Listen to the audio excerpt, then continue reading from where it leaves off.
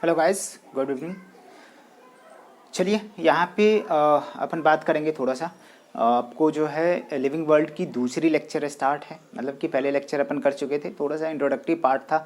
अब इसमें थोड़ा सा क्या करेंगे, उसकी लिविंग का जो कैरेक्टर है उसको डील करने वाले हैं। तो ग्रोथ से स्टार्ट करेंगे, रिप्रोडक्शन, मेटाबॉलिज्म, कॉन्शसनेस, जितने भी क्राइटेरिया है मूड क्लासेस से अपन कंप्लीट करने वाले हैं। उसमें जितने भी कैरेक्टर है उसको करेंगे। इस कैरेक्टर में चूज करेंगे कि कौन सा कैरेक्टरिस्टिक फीचर्स है, दैट मीन्स की defining features of the living organism, जो सिर्फ और सिर्फ किस में हो रहा है, लिविंग के कंडीशन में हो रहा है। तो थोड़ा थोड़ा ब्रीफ आइडिया लेते चलेंगे, फिर जो है अपन टेक्सोनॉमी में चलेंगे, बायोडाइवर्सिटी के कंडीशन में चलेंगे। पहले बायोडाइवर्सिटी के कंडीशन में अपन बात करेंगे कि कितना 1.7 to 1.8 million species are known by the scientist, but still now 50 million species are unknown on the earth. धरती पे 50 मिलियन जो है मतलब कि लिविंग ऑर्गेनिज्म जो है अननोन है। लेकिन according to the Mayr 1.7 to 1.8 million species are unknown. ठीक है ना, इतने स्पीसीज जानते हैं हम लोग। उसकी जो है टैक्सोनॉमी के तहत जो है सिस्टमेटिक के तहत अपन बात करते हैं। टैक्सोनॉमी के तहत जो उसकी स्टडी करते हैं, टैक्सोनॉमी में अपन जानते हैं कि उससे पहले थोड़ा सा सिस्टमेटिक्स की बात करते हैं, जो लीनियस भाई साहब ने दिए थे। लीनियस को फादर ऑफ टैक्सोनॉमी भी कहा जाता है, क्लासिफिक सिस्टमेटिक्स बोला जाता है। तो कहने का मतलब क्या है यहाँ पे, और टैक्सोनॉमी यहाँ पे टर्म देने वाले साइंटिस्ट अलग थे। बहुत तरह की बात है, डी कैंडॉल की बात सॉरी। तो यहाँ पे थोड़ा सा बात करेंगे किसकी। तो चलिए यहाँ पे अपन जो है मतलब कि कैरेक्टर ऑफ लिविंग थिंग की बात करते हैं। Character of living thing, character of living thing मतलब लिविंग ऑर्गेनिज्म की बात करते हैं। तो यहाँ पे आपको एग्जाम्पल में हमने लिखाया था क्या, मोर ग्लास। तो इम्पॉर्टेंट कैरेक्टर को लेके चल के अपन डिस्कस करेंगे। मेटाबॉलिज्म है, सेलुलर ऑर्गेनाइजेशन है, रिप्रोडक्शन है, इवोल्यूशन है, ग्रोथ है, लाइफ स्पेन है। ठीक है ना। यहाँ पे इसकी एडेप्टेशन की बात करते हैं, सेल्फ कॉन्शसनेस की बात करते हैं। ठीक है ना, सेल्फ रेप्लिकेशंस की बात करते हैं। तो ये सारे के सारे बातें अपन करने वाले थे। यहाँ पे पहली बात में पहला अपन बात कर रहे थे किसका, ग्रोथ की। तो ग्रोथ के कंडीशन में अपन बात करते हैं कि ये ग्रोथ जो है किस तरीके का होता है, किस में क्या होती है। तो सबसे पहले तो अपन बात करेंगे कि यहाँ पे देखेंगे ग्रोथ किस में, एक तो किसी ऑर्गेनिज्म में, किस में, किसी ऑर्गेनिज्म में। और ऑर्गेनिज्म कितने तरह के, दो तरह के। एक तो यूनिसेलुलर हो सकता है जो एक ही सेल का है, और दूसरा क्या हो सकता है, मल्टी सेलुलर ऑर्गेनिज्म हो सकता है। क्या हो सकता है, मल्टी सेलुलर। यूनिसेलुलर ऑर्गेनिज्म है, ऑर्गेनिज्म को शॉर्ट में ऐसे लिखते हैं। यहाँ पे ऑर्गेनिज्म को शॉर्ट में ऐसे लिखेंगे। यहाँ मल्टी सेलुलर ऑर्गेनिज्म के कंडीशन में, तो यूनिसेलुलर में जो ग्रोथ होती है बाय द सेल डिवीजन, किसके, सेल डिवीजन की वजह से होती है। ठीक है ना। तो सिंपली अपन बात करेंगे, और यहाँ पे भी वही सिनेरियो है, सेल डिविजन्स के थ्रू होता है। साइज या नंबर ऑफ सेल के इंक्रीज होने से क्या होती है, ग्रोथ होती है किसी भी ऑर्गेनिज्म में। ठीक है। तो यहाँ पे जैसे ही बात करेंगे सेल डिविजन्स की बात करते हैं, तो सेल डिवीजन जो है इसके इक्विवेलेंट होता है किसका, रिप्रोडक्शन का। किसके इक्विवेलेंट होता है, रिप्रोडक्शन का, रिप्रोडक्शन का। इसलिए जो है growth is a synonymous to the reproduction. क्या बोलेंगे, ग्रोथ यूनिसेलर के कंडीशन में, जैसे एमीबा हो गया, बैक्टीरिया हो गया, ठीक है ना, आपको यूनिसेलर एल्गी हो गया, उसके कंडीशन में जैसे ही बात करेंगे तो एक सेल में ग्रोथ कहने का मतलब होता है रिप्रोडक्शन। मतलब कि ग्रो करके दो सेल नहीं बनाने वाले हैं, दो सेल बनेगा बट क्या होगा, टूट करके दो सेल बन जाएंगे। दैट मीन्स कि दो ऑर्गेनिज्म कंप्लीटली बन जाएगा। ठीक है। तो यहाँ पे अपन जैसे ही बात करते हैं तो इसकी ये बात होता है, तो नंबर ऑफ सेल इंक्रीज करवाता है। एज फॉर एग्जांपल अपन बात करते हैं तो किसकी, बैक्टीरिया की बात करते हैं। ठीक है। और किसकी बात करते हैं, एमीबा की बात करते हैं। ठीक है ना, यूनिसेलुलर एल्गी की बात करते हैं। यहाँ पे बात करते हैं और तरह की अपन ग्रोथ की बात करें, रीजनरेशन, फ्रेगमेंटेशन, ये सारे की भी बात करेंगे। यहाँ पे मल्टी सेलुलर ऑर्गेनिज्म के कंडीशन में बात करें तो यहाँ पे जो ग्रोथ होती है दो तरह का होता है। प्लांट में अलग होता है और एनिमल में अलग तरह से होता है। एनिमल्स में अलग होंगे, प्लांट्स में अलग होंगे। प्लांट्स में जो ग्रोथ होती है उसको क्या बोलते हैं, कॉन्टीन्यूअस ग्रोथ। कॉन्टीन्यूअस बोलो या इसे ही बोलते हैं क्या, इसी को क्या बोलते हैं, indefinite growth. Indefinite growth, but except किसको छोड़ करके, लीफ, फ्लावर और क्या भैया, फ्रूट के कंडीशन में जो फ्रूट और ये कहाँ चले जाएंगे, इसमें जो ग्रोथ होती है उसको क्या बोलते हैं, डिसकंटिन्यूअस। और इसे ही क्या बोलते हैं, डेफिनिट ग्रोथ। इसको ही बोलते हैं unlimited growth due to meristematic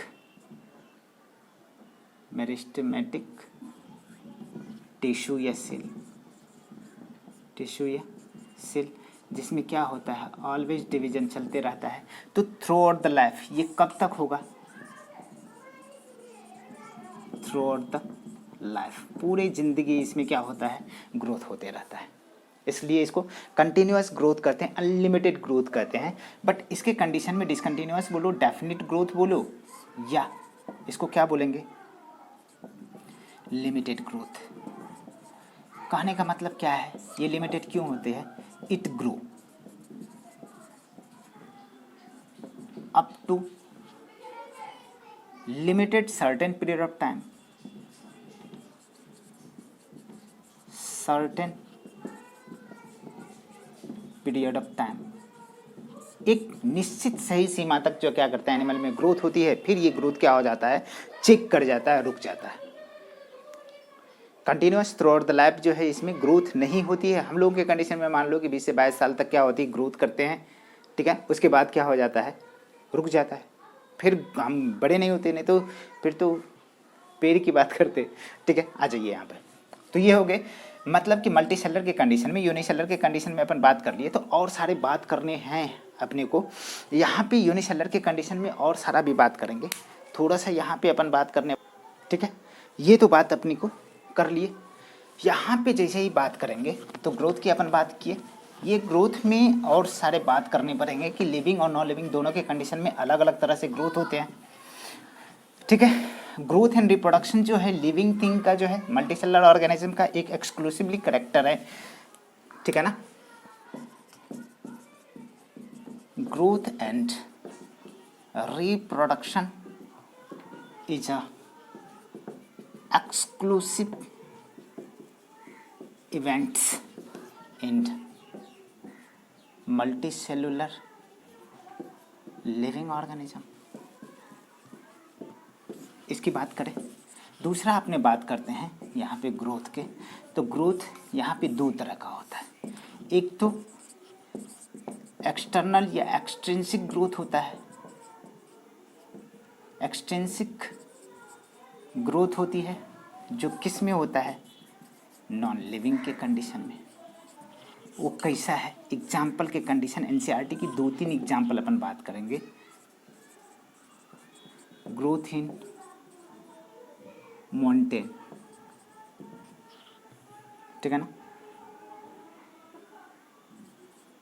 mountain, ठीक है ना। Growth in boulders of wood, इसको डिप करेंगे, dip in bucket of water, तो ये क्या कर रहे हैं, स्वेल कर जाएंगे। यहाँ पे माउंटेन मतलब कि हिमालय की कंडीशन में बात करते हैं। Himalaya grow 1 to 2 centimetre per year, ठीक है। यहाँ पे जो होती है, क्यों भैया, ड्यू टू डिपोजिशन ऑफ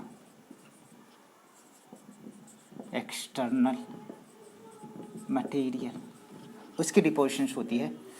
फिर ग्रोथ इन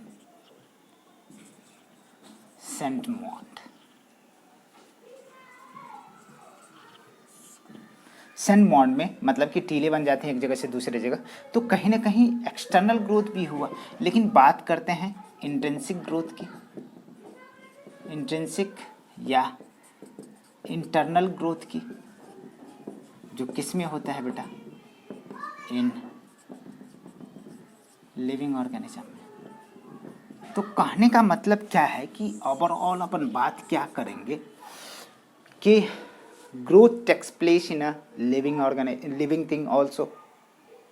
किसी भी तरीके से एक्सटर्नल डिपोजिशन हो या किसी भी तरीके से हो रही है, लेकिन एक्सटर्नल मतलब कि नॉन लिविंग थिंग भी क्या करे, ग्रोथ शो करे। दैट मीन्स कि इट्स नॉट एक्सक्लूसिव कैरेक्टर, नहीं बोलेंगे it's growth is not a defining features of the living organism because it's also shows in a non living thing. इतनी बात तो समझ में आता है। तो रिजल्ट क्या होगा, results growth shows by non-living thing also.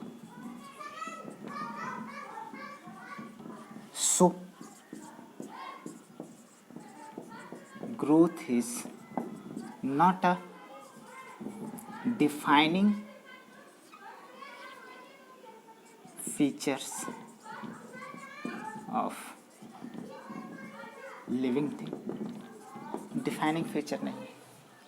एक प्रॉपर्टी तो हमने डील कर लिया, ज्योमेट्रिकल ग्रोथ है, एक्सपोनेंशियल ग्रोथ है, बहुत सारे बात करते हैं। तो वहाँ मैं थोड़ा सा हिंट्स कर दिया हूँ, बहुत जगह पे करता हूँ। तो जहाँ जहाँ पे आप देख लेना, ज्योमेट्रिकल प्रोग्रेशंस के हिसाब से जो ग्रोथ करती है उसको ज्योमेट्रिकल ग्रोथ बोलते हैं। जो एक्सपोनेंशियल हो रहा है 2 4 6 8 2 4 8 16 32 ऐसे करके, तो एक्सपोनेंशियल हो गया।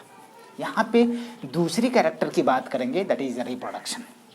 या कोई भी मेटाबॉलिज्म ही उठा लो, लेकिन रिप्रोडक्शन करो तो ये एक्सक्लूसिवली या डिफाइनिंग फीचर नहीं है, बट फीचर है, मतलब कैरेक्टर है, लिविंग का कैरेक्टर है, बट ये डिफाइनिंग फीचर नहीं है। मैं सिर्फ और सिर्फ लिविंग में ही नहीं हो रहा है, नॉन लिविंग भी कहीं ना कहीं शो कर रहा है। इतनी बात तो समझ में आता है आपको, ठीक है। अब चलिए यहाँ पे दूसरा बात करते हैं, दूसरा कैरेक्टर की बात करते हैं। वो क्या है, रिप्रोडक्शन, जनन की बात करते हैं, ठीक है ना। रिप्रोडक्शन की बात करते हैं। तो reproduction is not essential for the survival of the organism, मतलब कि reproduction is not necessary for the survival of the organism, it is only responsible for the continuation of the race, continuation of the generation from one generation to another generation. इसको maintain करने के लिए ये reproduction ज़रूरत है, हमारे वंशज को बचाने के लिए, हमारे रेस को, हमारे जाति को बचाए रखने के लिए ये ज़रूरत है। बट ये ज़रूरत नहीं है कि ये नहीं करे तो इंसान या कोई भी जीव क्या हो, मर जाए, एग्जिस्ट ही नहीं करे, बिल्कुल नहीं। तो यहाँ पे चलिए, रिप्रोडक्शन यूनिसेलर के कंडीशन में अलग होगा, मल्टीसेलर के अलग होगा। बहुत सारा जो है फंजाई है, प्रोटोनिमा है, बहुत सारा जो है एल्गी है, यूनिसेलर एल्गी है, बहुत सारे जो है यूनिसेलर जीव के कंडीशन में ग्रोथ, मतलब कि रिप्रोडक्शन करने का मतलब क्या होता है, सेल डिवीजन। यहाँ पे तो क्या कहोगे कि reproduction is not necessary for the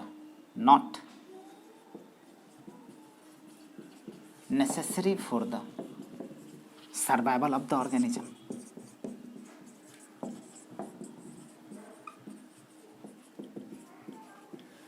It is only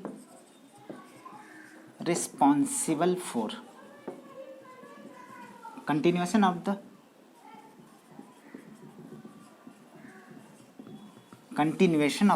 race or to maintain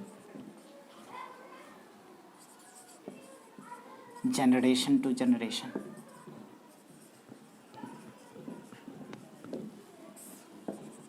ठीक है ना।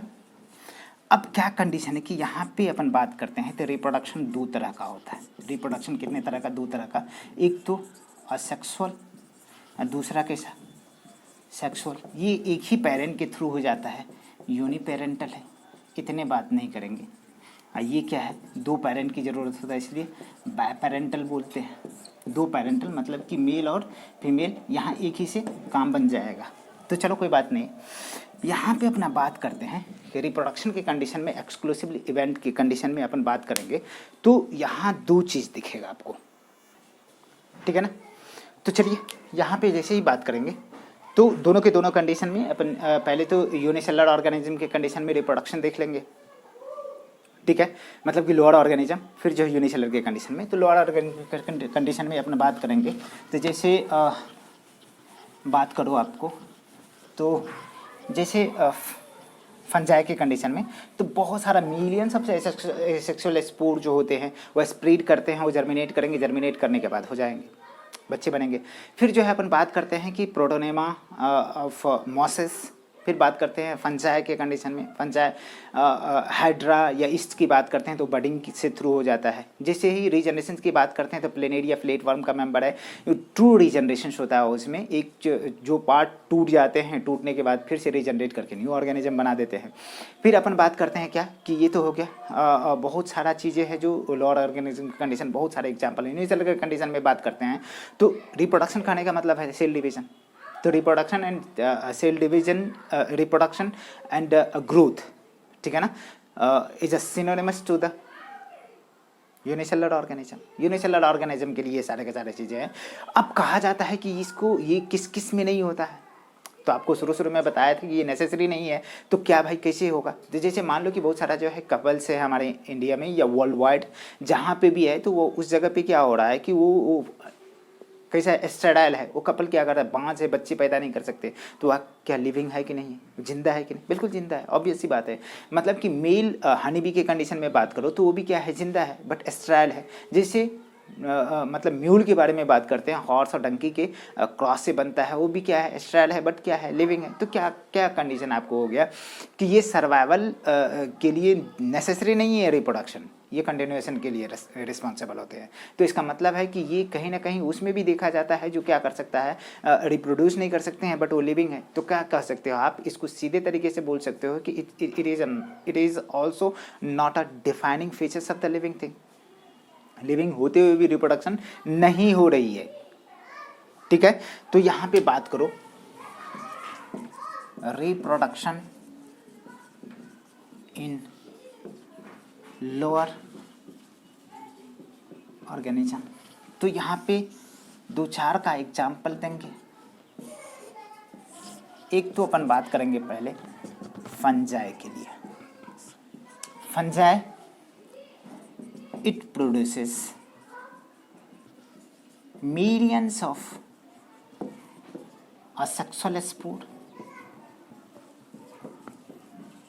और ये क्या करेंगे, जर्मिनेट करके न्यू फंजाई को बना देंगे। यहाँ पे hydra and east produces bye budding,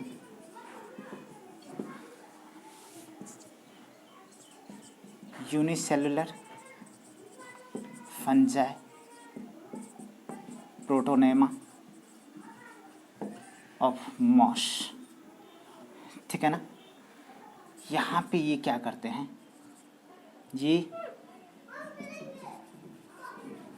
fragmentation करते हैं, बन जाते हैं। यहाँ पे रीजेनरेशन की बात करो, किस में, फ्लैट वॉर्म में, जिसको क्या बोल सकते हैं, प्लेनेरिया, बहुत इम्पॉर्टेंट।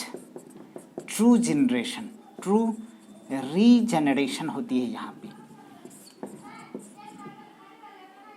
इट फॉर्म, ठीक है ना, degenerated parts and form new organism, new organism को बना दिया। यहाँ पे जैसे ही आप बात करो, बहुत सारे है ऐसे, ठीक है, बहुत सारे एग्जाम्पल है आपके आपके कंडीशन में। यहाँ पे अपन बात करेंगे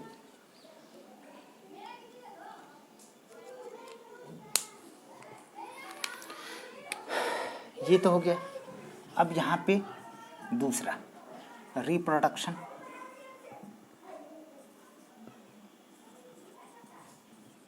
इन यूनिसेलुलर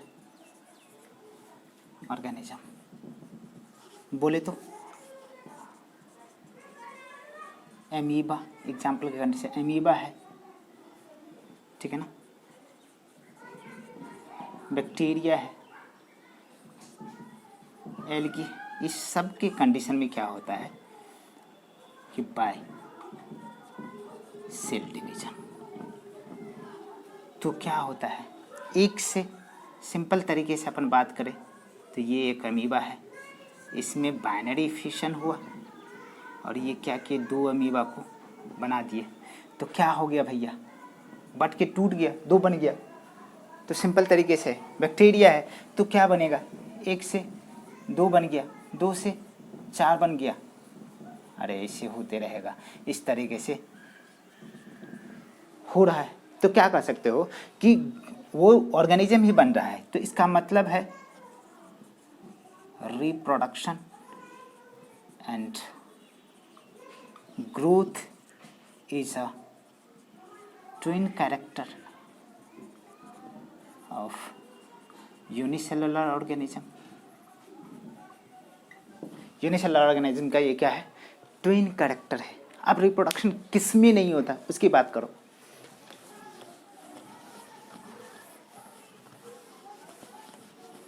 ठीक है, समझ में आ रही ना।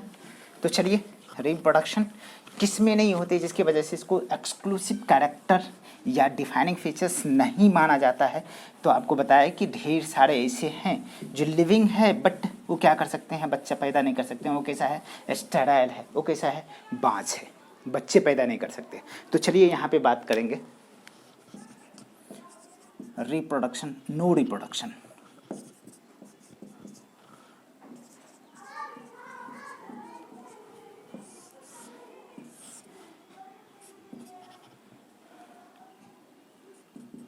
इन स्टेराइल कपल्स, किस में, ह्यूमन के कंडीशन में। फिर जो है इन मेल हनी बी, फिर जो है हॉर्स क्रॉस करे है गधे से, डंकी से, तो बन गया क्या, म्यूल।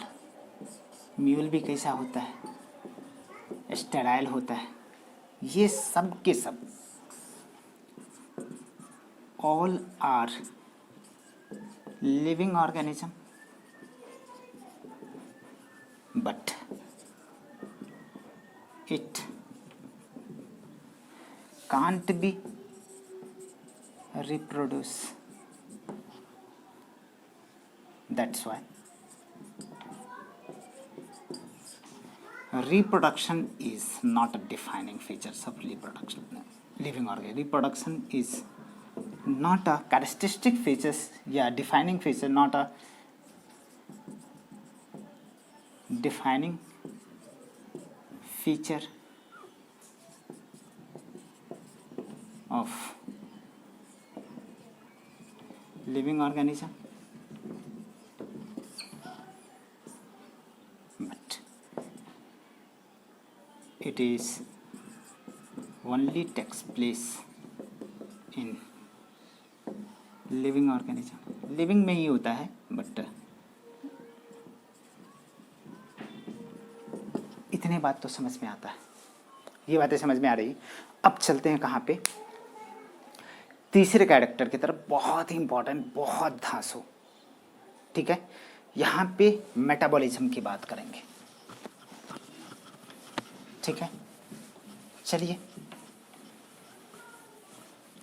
किसकी बात करते हैं, तीसरे लिविंग के कैरेक्टर के बारे में बात करते हैं। थर्ड कैरेक्टर के बारे में बात करते हैं, जो क्या है, metabolism. Metabolism is equal to sum of the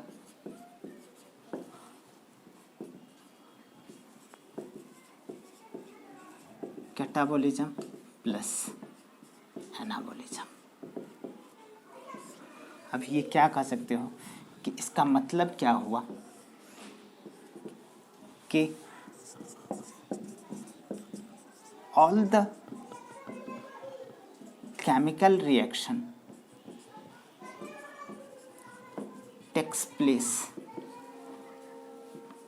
in a cell और लिविंग ऑर्गेनिज्म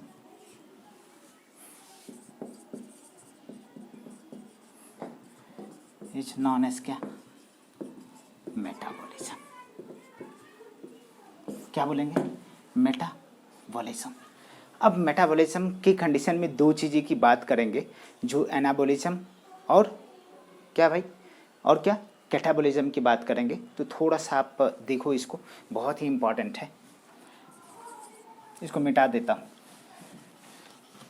मेटाबॉलिज्म के दो एस्पेक्ट से, दो पहलू है।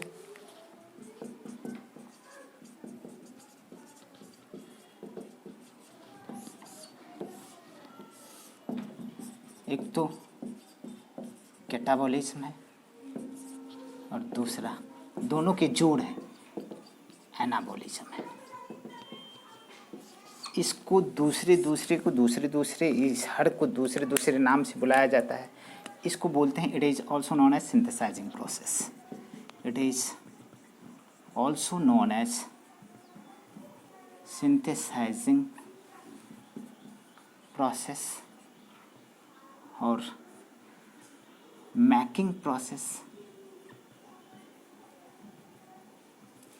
इसको बोलते हैं, it is a breakdown process. तोड़ने वाला प्रोसेस होता है, ब्रेकडाउन प्रोसेस। तो इसके क्राइटेरिया, इसके लिए इसका एग्जाम्पल क्या जाता है, बहुत ही इम्पॉर्टेंट। ठीक है, यहाँ पे काटने वाला, तो इसका एग्जाम्पल है रेस्पिरेशन और इसकी एग्जाम्पल है फोटोसिंथेसिस। फोटोसिंथेसिस पहले मैं दिखाता हूँ, ठीक है। उसके बाद अपन क्या करेंगे, रेस्पिरेशन दिखाएंगे। जो बना, जो पेड़ पौधों ने बनाया, उसको क्या करते अपन, कंज्यूम करते। किस तरीके से, यहाँ देखो, 6 CO2 प्लस 12 H2O और यहाँ पे HNO बोले तो फोटोन, लाइट। HNO को बोले तो लाइट, और यहाँ पे क्लोरोफिल होगा। और ये क्या करेंगे, पेड़ जो है अपना फोटोसिंथेसिस करके क्या बना है, C6H12O6 plus 6H2O plus 6O2, ये रिलीज हो गया। तो यहाँ पे हमने एनर्जी दिया फोटोन के रूप में। अब ये जो बना, तो A प्लस B से क्या बन गया, AB। एक दोनों के छोटे छोटे मॉलिक्यूल्स को जोड़ करके एक बड़े मॉलिक्यूल्स बन गया, तो सिंथेसाइजिंग हुआ।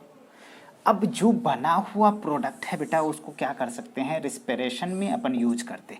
तो क्या होता, यहाँ पे C6H12O6 और यहाँ पे 6 मॉलिक्यूल्स जो है O2 लेंगे, और यहाँ पे एंजाइम, ठीक है ना, एंजाइम लिए और ये टूट गया किस में, ये टूट जाते हैं किसके कंडीशन में, तो 6 CO2 प्लस 6H2O प्लस ढेर सारा एनर्जी किसके रूप में, ATP के रूप में।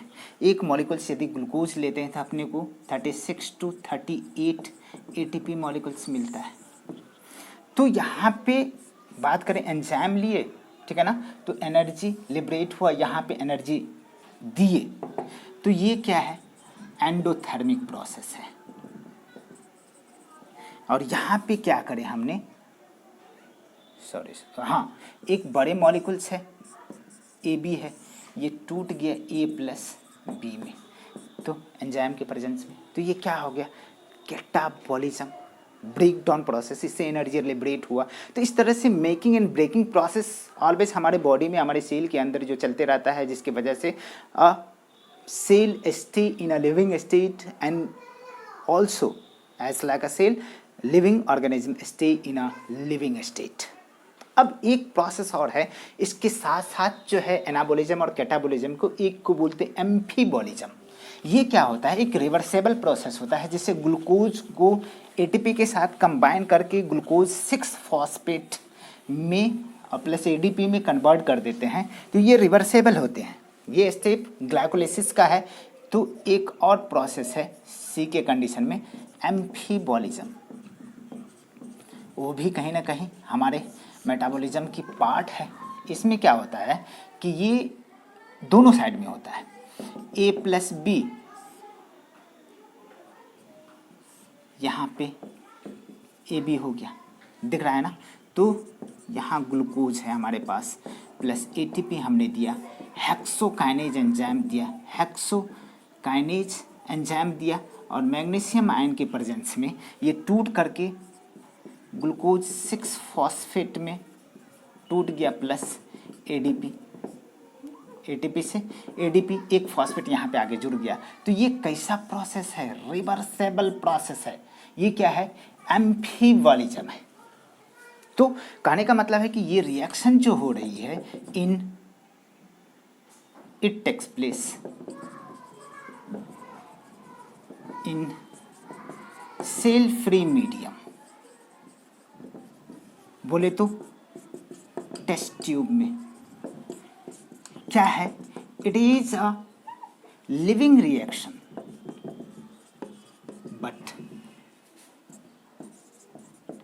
but it is not a living metabolic activity. Living metabolic activity नहीं है। ये कहाँ हो रहा है? किस प्रोसेस में? इन विट्रो, मतलब कि आर्टिफिशियली इसको सेल फ्री मीडियम में, कहाँ पे? आउटसाइड द बॉडी हो रहा है,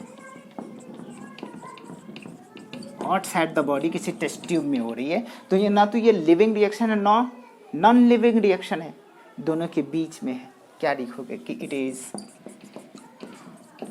not a neither, it is neither living और neither living nor non living reaction. इतनी बात तो समझ में आती है। आप हेक्सोकाइनेज, ये वाला रिएक्शन जो है ग्लाइकोलाइसिस का एक स्टेप है, इसको याद रखिएगा। तो चलो इसको नोट डाउन करो, ठीक है। Thank you.